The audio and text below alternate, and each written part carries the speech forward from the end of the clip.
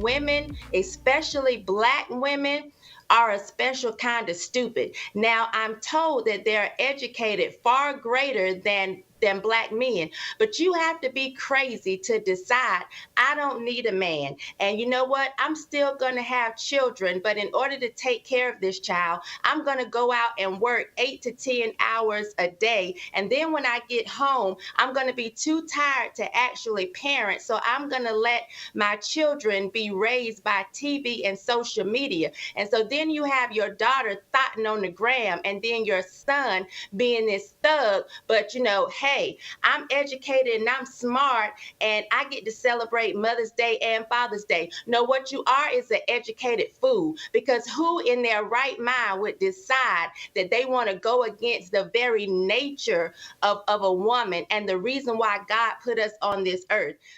Hello, everyone. My name is Angelo, and I'm back again to talk a little bit more about the Passport Brothers and my own personal experience as a OG Passport Brother. I have had my passport for about 8 years now. About 7 years. It expires in 2026. So I'm looking forward to renewing it and getting more stamps in there as I get close to the time that I'll need to get a new passport.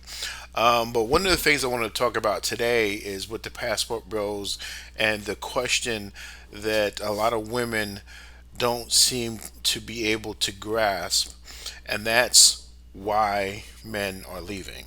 And this is a testament to I think it's a universal problem that most men have with most women, and that's that the women don't listen. Even when they ask for how we're feeling, even when they ask for what we're thinking, even when they ask for our, advice on certain things, they don't pay attention because they have their own personal agenda or end goal in mind.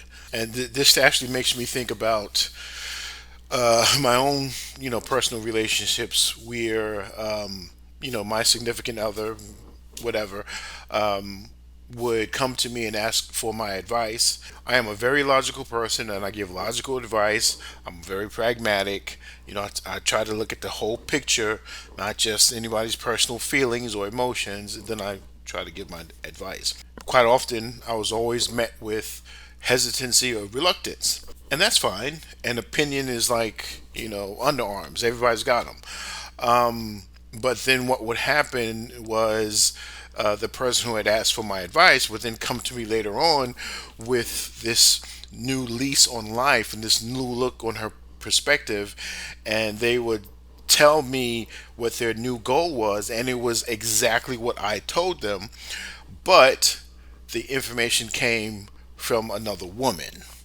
So they needed another woman to confirm what I had already said to them. And then they didn't even acknowledge the fact that the the crux of that idea came from me. And this happened on and on and on many, many times in many different relationships. So it's just kind of a testament that a lot of women just don't listen.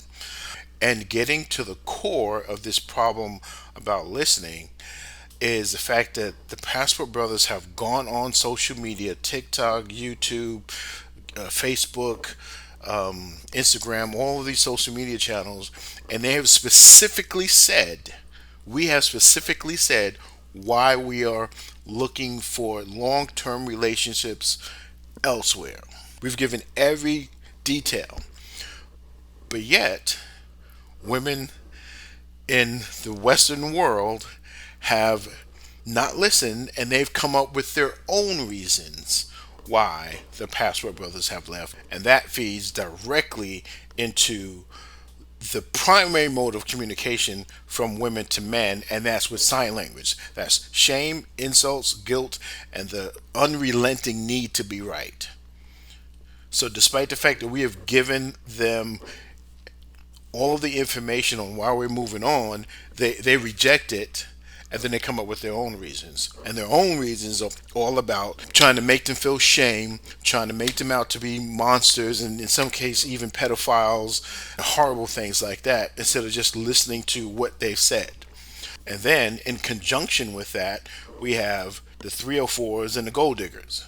Gold diggers and 304s use the simps out there in the world to solidify their stance that they can use and abuse man at will, and they're not going to do anything about it. So we've got women who don't listen. We've got women who try to shame us, who try to insult us, who try to guilt us, and they have to be right. And then we've got the gold diggers and the 304s trying to use men. And then we've got the other intellectual professional type saying, I don't need a man, and a man, it has in his core the desire to provide. So if you're telling me you don't need me to provide anything, why would I want to be with you? Why wouldn't I seek out someone who wants me to provide for them? It just makes sense. But it doesn't make sense to women because they can't accept the fact that men have decided to go their own way with Western women, not with all women, but with Western women, and because that way is not working, so now we're going the new way.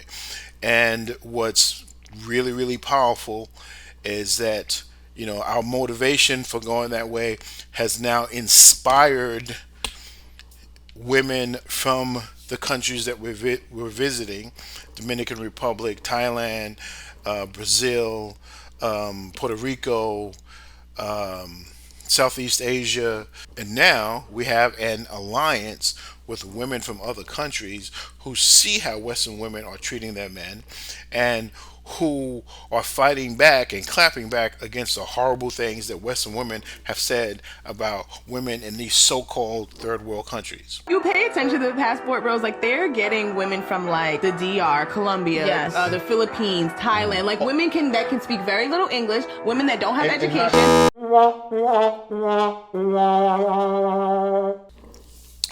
When essentially Western women typically regurgitate non-factual anecdotal statements and use them as facts. So nothing that they ever bring to the argument is about facts. Nothing is about data.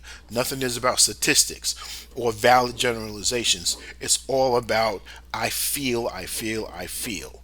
And that's why men are moving on. I was watching something on social media the other day. It was a panel of Southeast Asian women. And the Southeast Asian women were asked what are they going to bring to a relationship. And the women did not hesitate in explaining what they viewed their role as in a relationship and how they have been training and preparing and welcoming that opportunity since they were children. None of them said, "Oh, I bring my charming personality and my beautiful looks." Not that never came out. None of them said, "What do you bring to the table?" "Oh, I am the table." Those words never came out of their mouths, but they were quick to state over and over and over and over and over again all of the valid, useful activities they were bringing to that relationship. But when you ask the same question of Western women, you don't get those answers. They refuse to answer that question because they think it's beneath them. And that's another big part of the problem. Now, a lot of the men who've come before me are talking about the passport roles and relationships and things like that. They have identified with key phrases, what we're looking for. I believe Kevin Samuels isolated it as an FBI woman who's feminine, beautiful, and inspirational. And then, of course, there's fit, friendly, and feminine. And nowhere in it does it say masculine. I was watching another video in which women were stating that they were willing to set aside their masculine veneer for a man who could handle them. And the operative word there is handle, because a man has to go out into the world and he's got to, fight to bring his scraps home, fight to make himself grow. He's got to fight to get educated. He's got to compete. He's got to keep himself up. He's got to do all of these things out there in the real world.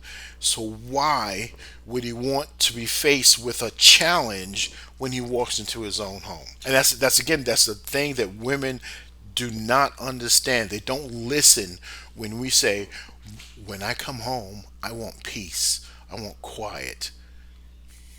I want rejuvenation. I want someone to inspire me, to soothe me, to nurture me. Again, this speaks to the problem in communication between men and women. We're like those old time computers. We're spitting out data and they are completely disregarding it and then coming up with their own false data that's based on feelings and emotions. I mentioned in an earlier video that I've been working in the Vietnamese community for 8 to 9 years. And the interesting thing, my fiance is Vietnamese, and I have experienced the hatred from black women when they've seen me with an Asian woman. And there are some women who would be quick to say, oh, you are betraying your race. But here is an interesting fact. Many of my coworkers have also fallen for the charms, the feminine charms of the of Vietnamese women. And they are Mexican, Caucasian, Filipino. We work in their environment, we meet the women, we see that they are so different from Western women, typical Western women, and you're able to have a stable relationship with them where you're not fighting to see who's the boss or who's more masculine or who's more aggressive. So it's not our fault that women haven't listened to us. It's not our fault that we said we don't want masculine women and yet they continue to retain masculine qualities. It's not our fault that we've told them exactly what we needed in an itemized list and they refuse to look at the list. It's not our fault that at the end of the day we're just too damn tired to come home and argue and fight and be challenged and compete with our lover every single day. So men are moving on, and the women around the world are welcoming Western men. And here's the interesting thing: what country in the world has men eager to travel to the United States to deal with Western women? No one. There is no country. Nobody's coming here to get these women. That's not our fault. These are my thoughts on the matter. I appreciate you joining me. Remember, I've got a lot of things coming up in the next 40 or so days. Please stick with me. I will begin to share more and more. I do want to talk about the K1 visa process that I've been a part of for over 4.5 years now, and I have some insights on that for people who are going through that process, and and also for the passport brothers who are considering, bringing their foreign-born wife to the United States temporarily. I have some ideas on how to shield them from the rhetoric and the BS of the ephemists and the womanists out there in the world who are seeking to poison their brain. So please stick with me. Please make sure you like and subscribe, leave a comment. I would like to get some dialogue going in the comments here, and I will see you in the next one. Peace out.